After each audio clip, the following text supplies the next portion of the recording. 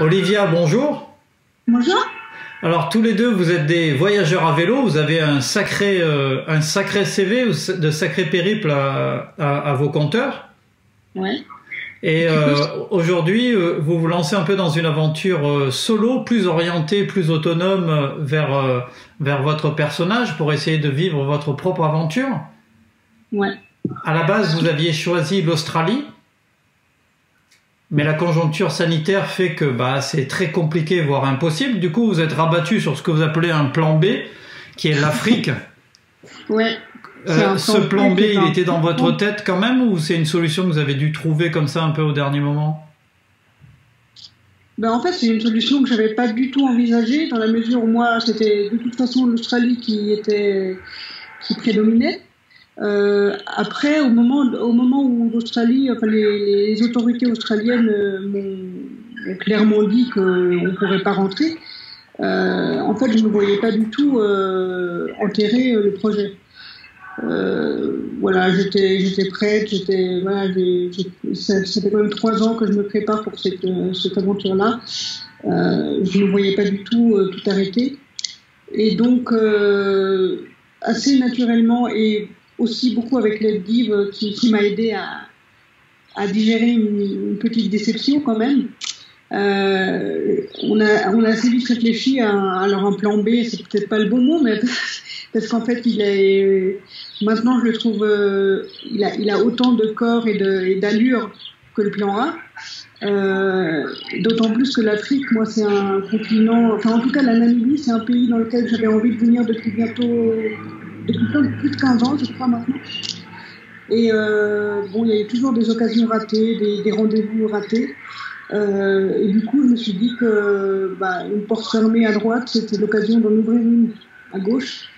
Et peut-être justement de réaliser quelque chose qui me tenait à cœur depuis longtemps. Voilà pourquoi on est en Namibie aujourd'hui. Et du coup, ce plan en Namibie, ça s'est mis assez facilement. Les autorités vous ont accepté beaucoup plus facilement que l'Australie. Les frontières sont moins fermées.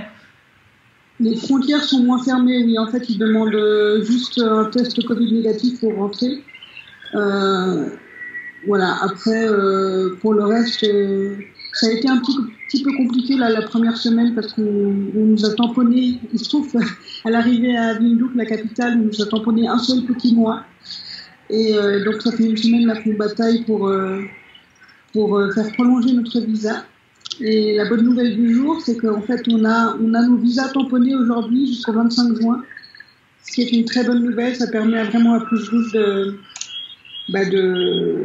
se faire, de se réaliser, avec beaucoup de difficultés bien sûr, mais en tout cas c'est des difficultés que j'ai choisies et que je vais assumer plutôt que de subir des difficultés administratives qui ont été assez difficiles depuis à peu près une année. C'est un projet qui, de par les conditions sanitaires et les difficultés qui sont liées au Covid, c'est difficile.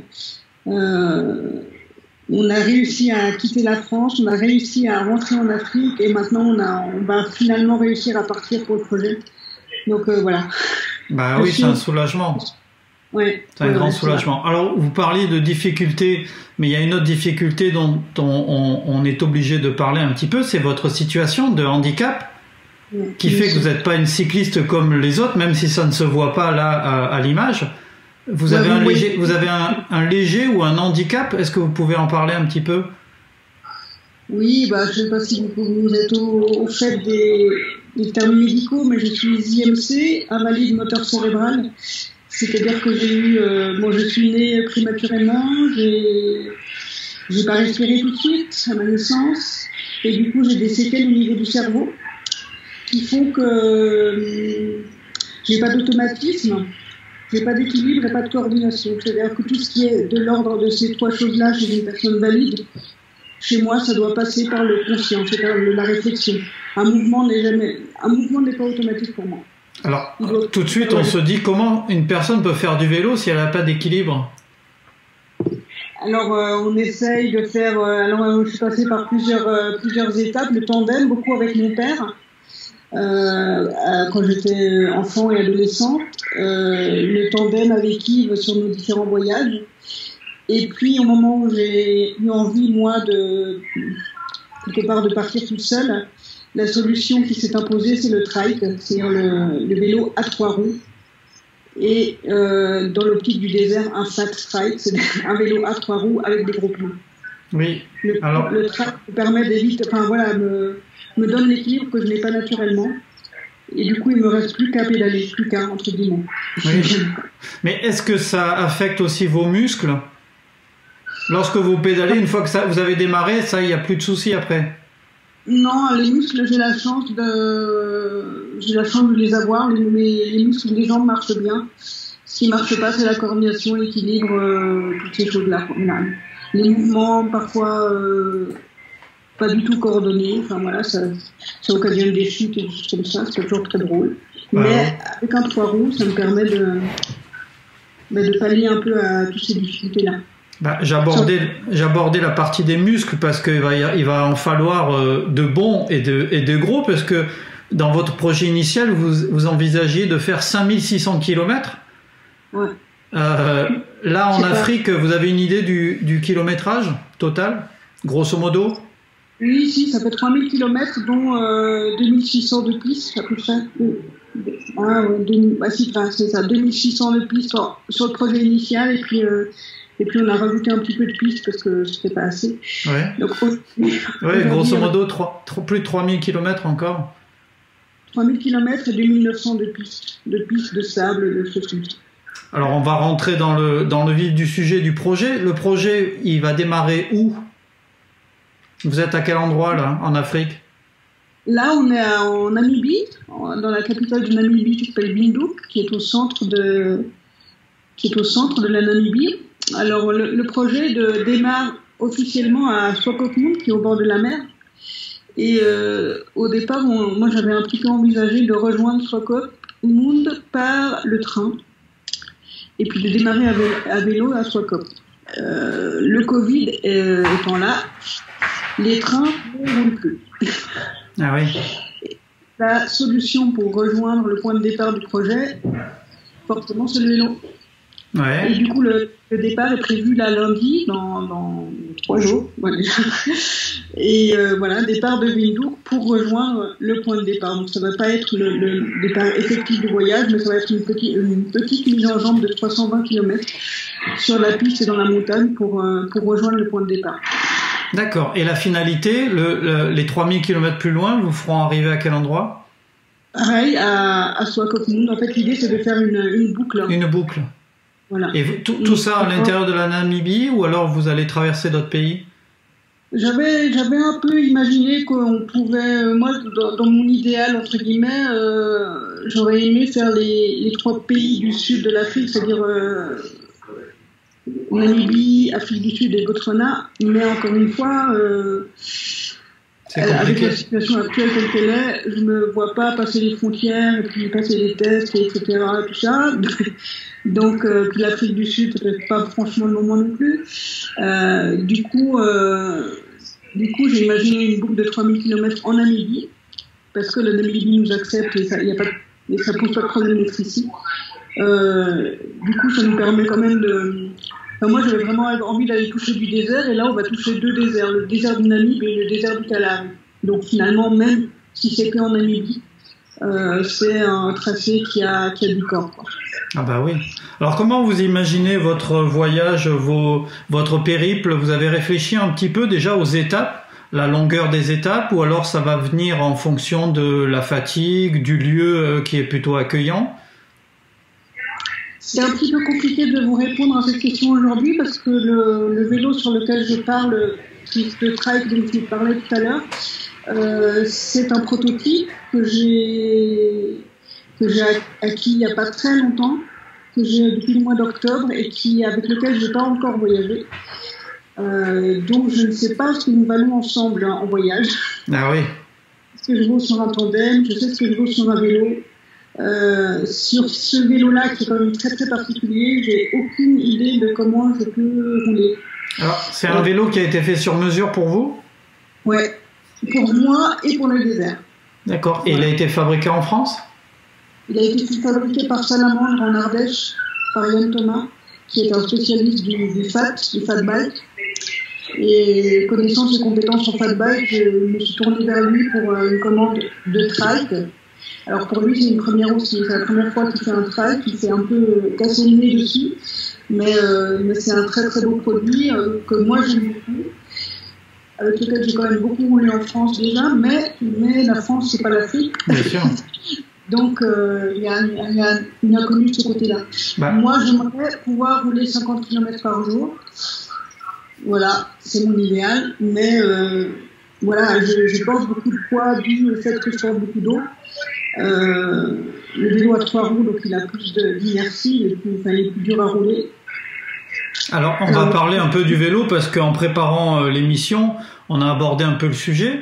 Et ça, moi, ça m'a vraiment estomaqué, c'est que votre vélo, il est lourd, et il est vraiment très lourd. C'est-à-dire que le poids du vélo, plus le chargement, plus l'eau, on arrive à des poids de plus de 70 kilos, je crois. On arrive à des... Enfin, que ça totalement chargé. Enfin, je veux dire, parce que là, j'ai possibilité, avec le FAT que m'a construit Yann Thomas, de porter 40 litres d'eau. Voilà, j'ai la place pour 4 jerrycans de 10 litres d'eau. Donc forcément, ça...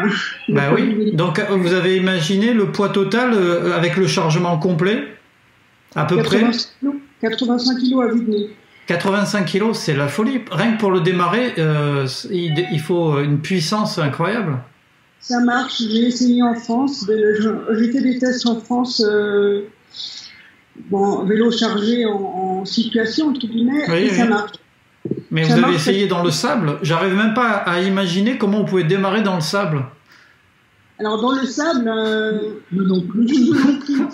Après, Yann me dit que dans le sable, le poids est un avantage. Ah bon?